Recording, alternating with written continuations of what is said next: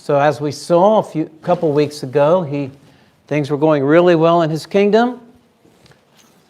And then he chose to stay home from the battle. And we know where that led, to adultery and murder. And God's chastisement was not only the baby dying, but he said there would be public problems for the rest of his ministry. We've already seen the beginning of that. We saw his one son rape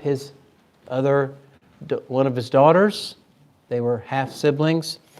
And then the one brother killed his half brother. Absalom killed Amnon. Then Absalom was on the run, and Joab convinced David to allow him to at least come back to Jerusalem. And that's where we found ourselves here in 2 Samuel 14. I think we made it up to about verse 20. So Brother Jim, if you could read 20 to 24, and then we'll pray in 2 Samuel 14. To fetch about this form of speech, have thy servant Joab done this thing, and my Lord is wise according to the wisdom of an angel of God, to know all things that are in the earth. And the king said unto Joab, Behold, now I have done this thing. Go therefore, bring the young man Absalom again.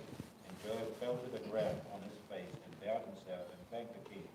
And Joab said, Today thy servant knoweth that I have found grace in thy sight, my lord, O king, in that the king hath fulfilled the request of his servant. So Joab arose and went to Geshur, and brought Absalom to Jerusalem.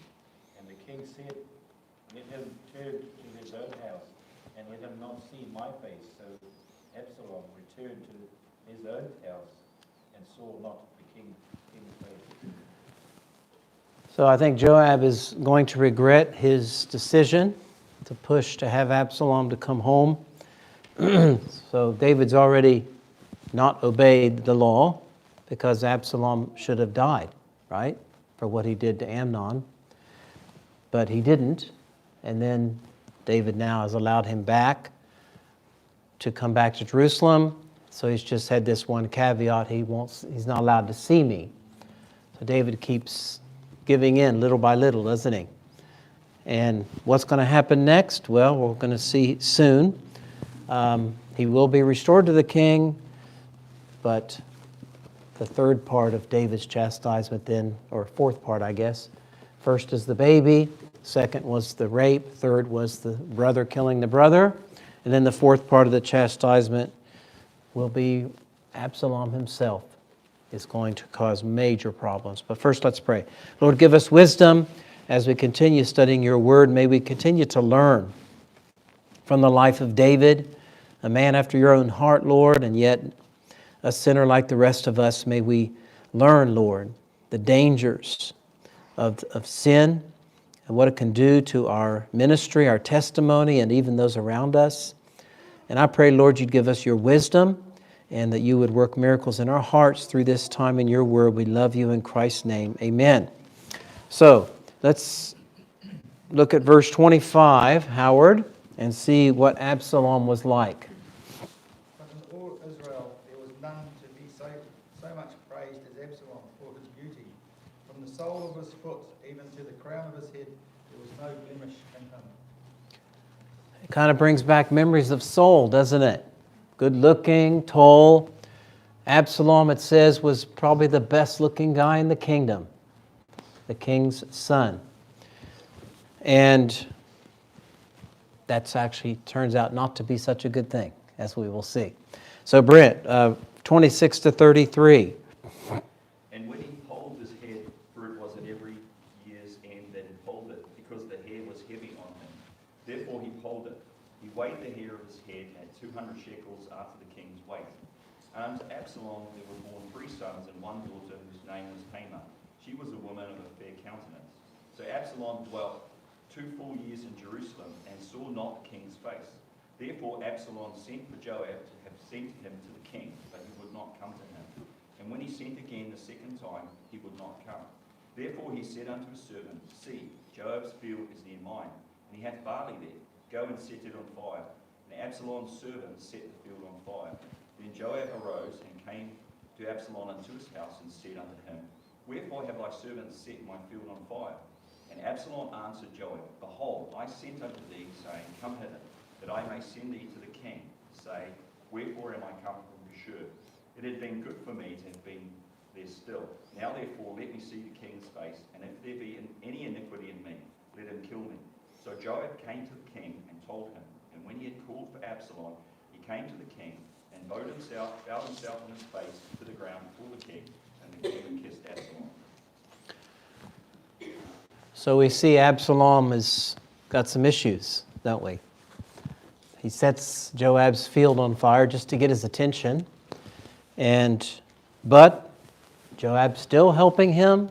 Joab's a faithful general. And he's now restored to the king, face to face. Things seem to be getting better, but they're actually going to get worse. Any thoughts or questions before we dive into 15 and see the fourth part of David's chastisement? All right, Philip, if you could do 1 through 6 for us. And it came to pass after this that Absalom prepared him chariots and horses, and 50 men to run before him. And Absalom rose up early and stood beside the way of the gate. And it was so that when any man had a controversy, he came to the king for judgment. And Absalom called unto him and said, Of what city art thou? And he said, Thy servant is one of the tribes of Israel. And Absalom said unto him, See, thy matters are good and right, but there was no man deputed of the king to hear thee. Absalom said moreover, O thou were made judge in the land, that every man which hath any suit or cause might come unto me, and I would do him justice. And it was so that when any man come nigh to him to do him obeisance, he put forth his hand and took him and kissed him. And on this manner did Absalom to all Israel that came to the king for judgment.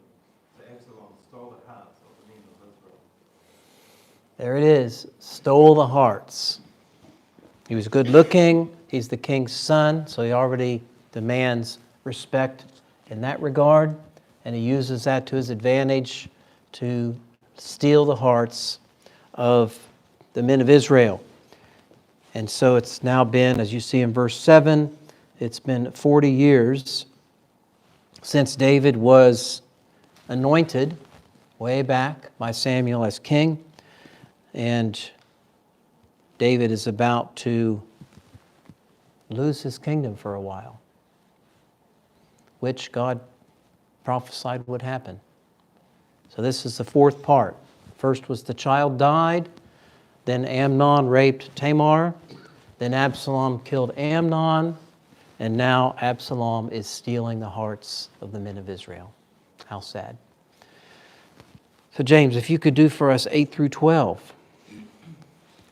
For thy servant vowed a vow, while I abode at Geshur in Syria, saying, If the Lord shall bring me again indeed to Jerusalem, then I'll serve the Lord. And the king said unto him, Go in peace. So he rose and went to Hebron. And Absalom sent spies throughout all the tribes of Israel, saying, As soon as ye hear the sound of the trumpet, then ye shall say, Absalom reigneth in Hebron. And with Absalom went 200 men out of Jerusalem that were called, and they were in their simplicity, and they knew not anything.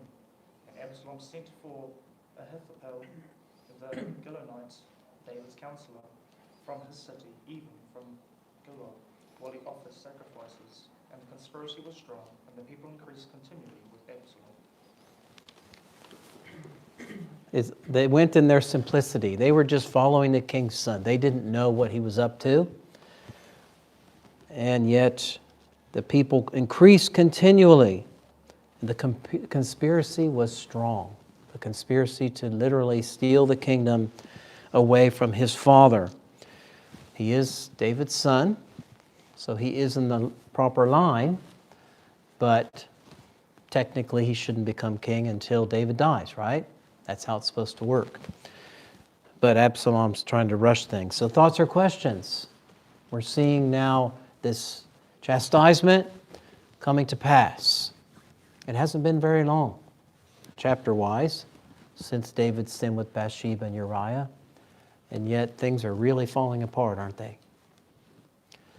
And look, it's going to get worse, but look how many people have already been affected by one person's sin. Now the kingdom is swaying toward his son. And, of course, Amnon is dead.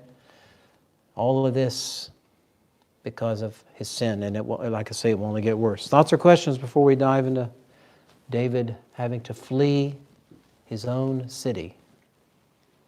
All right, oh yes, Beryl. I was going to say, you would have thought the news would have got back to David and he would have done something about it. About him stealing the hearts and sending spies.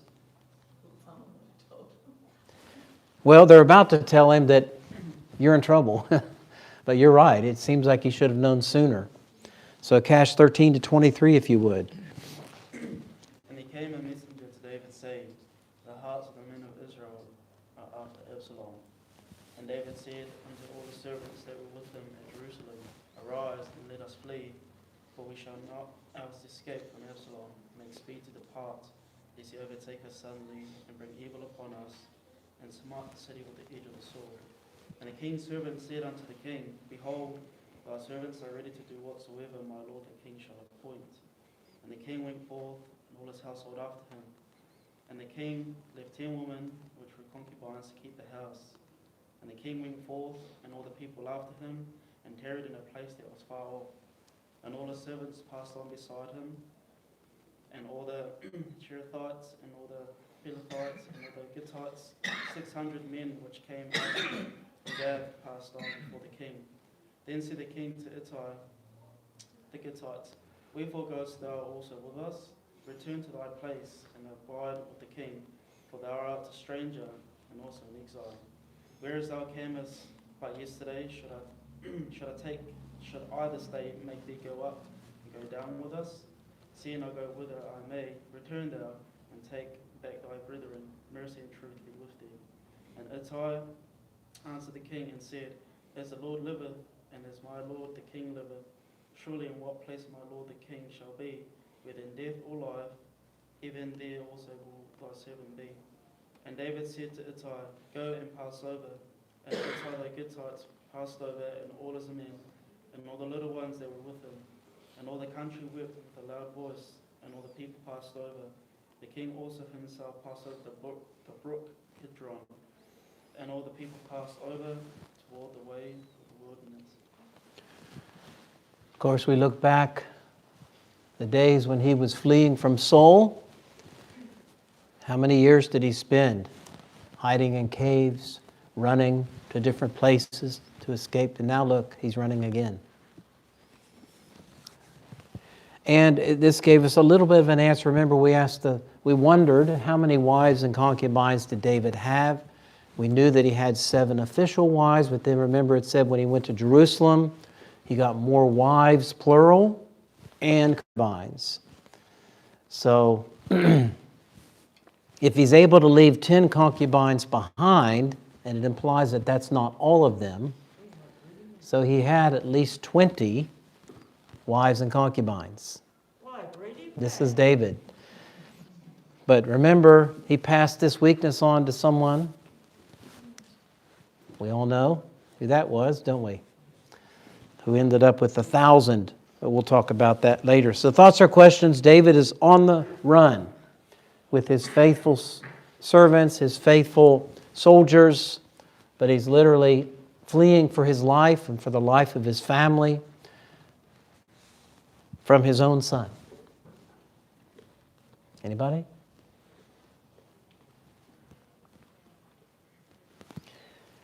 And so the ark went with him as well. So Ken, if you could do 24 to 29.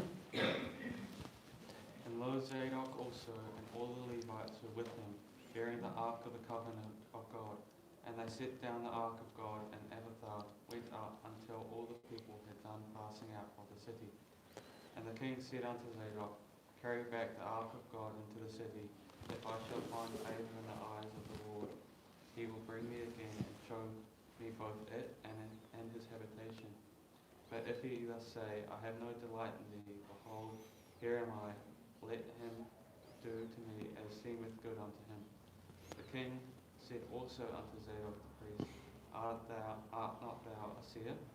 Return into the city in peace, and your 2 sons with you, him as thy son, and Jonathan the son of Abiathar. See, I will tarry in the plain of the wilderness until there come word from you to certify me. Zadok therefore and Abiathar carried the ark of God again to Jerusalem, and they tarried there. So David would not allow the ark to go with him. He knew its place was in Jerusalem, the city of God, the city of peace. And he also acknowledged that God is still sovereign. Did you see that? He knows this is part of the chastisement because God told him this is what was going to happen. But he said, verse 25, if I shall find favor in the eyes of the Lord, he will bring me again. If God allows it, I will be allowed back into Jerusalem and have my kingdom back. So he still acknowledges God is in control, and then he goes to a place you've probably heard of, Brandon, 30 and 31. And David went up by the ascent of Mount Olivet, and wept as he went up, and had his head covered, and he went barefoot, and all the people that was with him fell every man his head, and they went up weeping as they went up. And one told David, saying, Ahithophel is among the conspirators with Absalom. And David said, O Lord, I pray thee, turn the counsel of Ahithophel unto foolishness. Anybody ever heard of Mount Olivet? Or otherwise known as the Mount of Olives? So that's where David is now. And Ahithophel, one of his counselors, has defected over to Absalom. And David then wrote, he wrote, of course, most of the Psalms, but if you go to Psalm 3, every now and then in the heading of one of the Psalms, it's actually connected to a specific event, as we saw with Psalm 51, specifically connected to his rebuke about Bathsheba. Psalm 3, it says, when he fled from Absalom, his son. So this one specifically was written while he was on the run from Absalom, Psalm 3. Any volunteers to read Psalm 3 over here for us? Nathan, you good with that? Lord, how are the increases that trouble me? Many are they that rise up against me. Many there be which say of my soul, there is no help for him in God, Selah. But thou, O Lord, art a shield for me, my glory and the lifter up of my head. I cried unto the Lord with my voice, and he heard me out of his holy hill, Selah. I laid me down and slept. I awaked, for the Lord sustained me. I will not be afraid of 10,000s of people that have set themselves against me round about. Arise, O Lord, save me, O my God, for thou hast smitten all my enemies upon cheekbone. Thou hast broken the teeth of the ungodly. Salvation belongeth unto the Lord. Thy blessing is upon thy people. So it gives the psalm a bit more context, doesn't it, when we read it where it fits. But notice David is still trusting the Lord. In the midst of all of this pain, all these trials, the chastisement, he's still trusting God. And that tells us a lot about David. So thoughts or questions before we see Hushai sent back to spy for David? Anybody?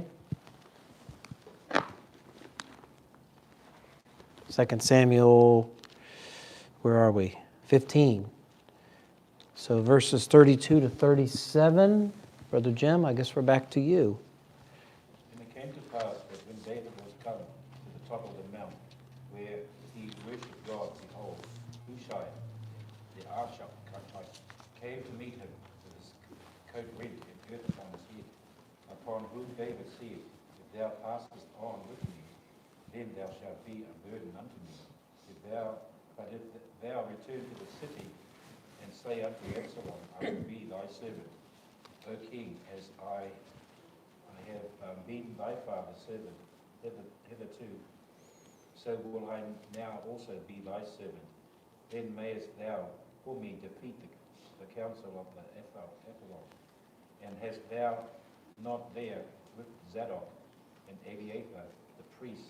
Therefore it shall be that what thing whosoever thou shalt hear out of the king's house, thou shalt tell it to Zadok and Abiathar the priests. Behold, they have there with them 2 sons, Ahimaaz, Zadok's son, and Jonathan, Abiathar's son. And by them ye shall send unto me everything that ye shall hear. So Hushai, David's friend, came into the city, and Absalom came into Jerusalem. So remember, Ahithophel defected to Absalom. That was one of David's counselors. Here's another one of David's counselor, Hushai, who David says, go back and feign yourself as an Ahithophel, but I'd be my spy, essentially, and try to undo Ahithophel's counsel. You know, that kings very often had counselors and would say, what do you think's the best course of action here?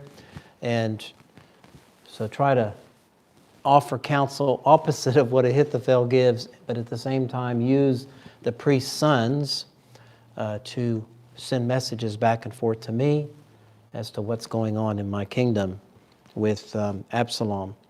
So thoughts or questions before we move on to Mephibosheth's servant? Yes, Brent. So geographically, it's not that far away where David has moved to. He's gone over Kidron, and he's gone obviously with the help of those from Gath. Do you think that those that took the ark back were in jeopardy? The priests? Yeah. Probably not. I think Hushai definitely was in jeopardy because Absalom had to believe that he was defecting. But the priests, the kings were very careful and had a lot of respect for the priests because they were God's men and were anointed so. And of course, Absalom would have wanted the ark to be in Jerusalem because for Israel, that represented God's presence, even though he wasn't speaking that way anymore. So I wouldn't think that the priests were in so much jeopardy for that reason, because they were bringing the ark back to Jerusalem. But I think Hushai was definitely taking his life in his own hands. And, you know, obviously if Absalom had caught wind of what the priest's sons were doing, which they haven't done it yet, but they're going to become messengers, he would have had them killed for sure. But any other thoughts or questions before we dive into 16? So David's on the run. He hasn't gone a long ways, like Brent said, but he's had to leave his city, the city of David, the city of Jerusalem, was renamed, remember? And he's had to leave it. He's had to leave his kingdom, and he's only got a small contingent of soldiers and people with him. Pretty much the kingdom is now swayed over to Absalom. And what do you think is going to come next? Always a war, right? So remember, we already saw a few people die, but heaps are going to die in this civil war. But where did the civil war come from? David's chastisement. And so always others get affected when we sin against the Lord, don't they? Those around us. And for David, it's major. So no other thoughts or questions before we look at Ziba? Is that you, Howard? Verses 1 to 4. When David was a little past the top of the hill, behold, Ziba the servant of Mephibosheth met him with a couple of asses saddled, and up upon them 200 loaves of bread, and 100 bunches of raisins, and 100 of summer fruits, and a bottle of wine. And the king said unto Ziba, What meanest thou by these? And Ziba said, These asses be for the king's household to ride on, and the bread and the summer fruit for the young men to eat, and the wine that such as be faint in the wilderness may drink. And the king said, And where is thy son's master's son? And And Ziba said unto the king, Behold, he abideth in Jerusalem. For he said, Today shall the house of Israel restore me the kingdom of my father. Then said the king to Ziba, Behold, thine are all that pertained unto Mephibosheth. And Ziba said, I humbly beseech thee, that I may find grace in thy sight, O Lord, O king. So if you remember the story of Mephibosheth,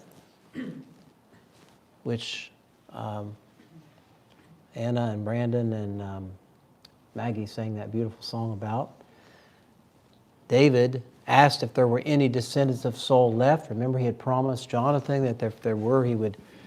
And Mephibosheth, who was lame in his feet, Ziba was his servant, was given back Saul's land. But he chose to stay in Jerusalem here, Mephibosheth did, rather than to go with the king. So that's not so good, is it? He should have stayed with the King David, but he didn't. Instead, he chose to stay in Jerusalem, and we'll see more about that later. And then Shimei, Brother Brent, verses 5 to 14. And when King David came to Bahurim, behold, thence came out a man of the family of the house of Saul, whose name was Shimei, the son of Gera. He came forth and cursed still as he came. And he cast stones at David and at all the servants of King David, and all the people and all the mighty men were on his right hand and on his left. And thus said Shimei when he cursed, Come out, thou bloody man, and thou man of Belial. The Lord hath returned upon thee all the blood of the house of Saul, in whose stead thou hast reigned, and the Lord hath delivered the kingdom into the hand of Absalom thy son. Behold, thou art taken in thy mischief, because thou art a bloody man. Then Abishai the son of Zeruiah unto the king, Why should this dead dog curse my lord the king? Let me go over, I pray thee, and take off his head. And the king said, What have I to do with you, ye sons of Zeruiah? So let him curse, because the Lord hath said unto him, Curse David. Who shall then say, Wherefore hast thou done so? And David said to Abishai and to all his servants, Behold, my son which came forth of my bowels seeketh my life. How much more now may this Benjamite do it? Let him alone, and let him curse, for the Lord hath bidden him. It may be that the Lord will look on mine affliction, and that the Lord will requite me good for his cursing this day. And as David and his men went by the way, Shimei went along on the hillside over against him, and cursed as he went, and threw stones at him, and cast dust. The king and all the people that were with him came weary and refreshed themselves there. So I think, honestly, Shimei was trying to commit suicide here. But remember, he was a descendant of Saul, so he still has a lot of bitterness over David taking over the kingdom from Saul. And so that none of that's surprising. The surprising part is David's response, isn't it? David had all these mighty fighters with him, and Shimei is one guy throwing rocks, cursing David. And they said, let us just go take off his head.